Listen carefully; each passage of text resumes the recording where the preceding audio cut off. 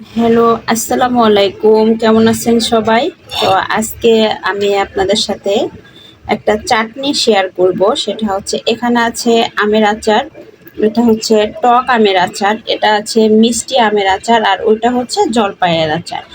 এখন আমি এই আচারগুলাকে একসাথে করে আমি যেভাবে করি ওটাই আপনাদের সাথে শেয়ার করব।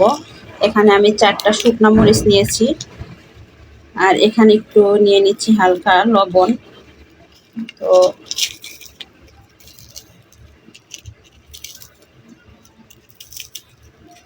আমি সুন্দর করে মরিচটা গালিয়ে নিয়ে আমার মনে হচ্ছে যে ঝালটা বেশি হবে, তাই আমি একটা মরিচ উঠিয়ে রাখছি। আমি কিন্তু এরকম আমার ঘরে 2-3 রকমের আচার থাকলে আমি এই কাজটা করি।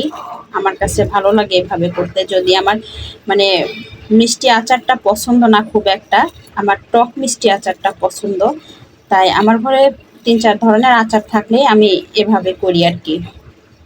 তো আপনারাও বাসায় এভাবে একটু ট্রাই করে দেখবেন, এটা কিন্তু খুবই মজা হয়। আমি এটার ভিতরে বেশি কিছু দিচ্ছি না, শুধু শুকনা মরিচ ভেজে তারপর হচ্ছে একটু দিব হচ্ছে এটার ভিতরে সরিষার তেল। সরিষার তেলের পরিমাণটা একটু বেশি দিচ্ছি, এতে মজা হয় একটু বেশি বেশি পরিমাণ দিয়ে। এটা হচ্ছে আমের টক আচার, এটা হচ্ছে আমের টক আচার। আমি মিষ্টি আচারের পরিমাণটা কম নিয়েছি, যেহেতু আমার মিষ্টি আচারটা কম পছন্দ। আর এটা হচ্ছে আমের মিষ্টি আচার, এটা মিষ্টি আচার, আর এটা হচ্ছে জলপাইয়ের আচার। তো আমি এখন সবগুলো একসাথে করে এটা মাখাবো। এটা কিন্তু খুবই মজা হয়, আপনারা বাসায় ট্রাই করে দেখতে পারেন। এটা সবগুলো আচার একসাথে পাঁচমিশালি যে আচারটা করে ওই রকমই মজা হয় অনেকটা। তো এখন আমি এটা সুন্দর করে মাখিয়ে নিচ্ছি।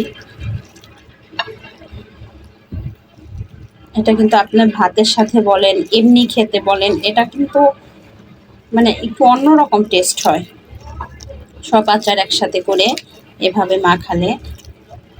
অনেকে বিট লবণ খায়, তো আমি যেহেতু বিট লবণটা খুব একটা পছন্দ করি না, বা আমি ওটা একটু কম ইউজ করি, এজন্য আমি সরাসরি লবণটাই দিয়ে নিলাম।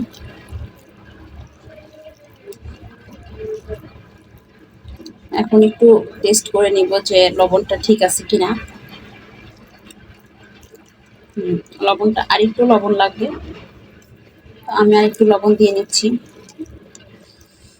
এটা যে কি পরিমাণ টেস্ট হয়েছে এটা আসলে না খেলে কখনোই বোঝা যাবে না।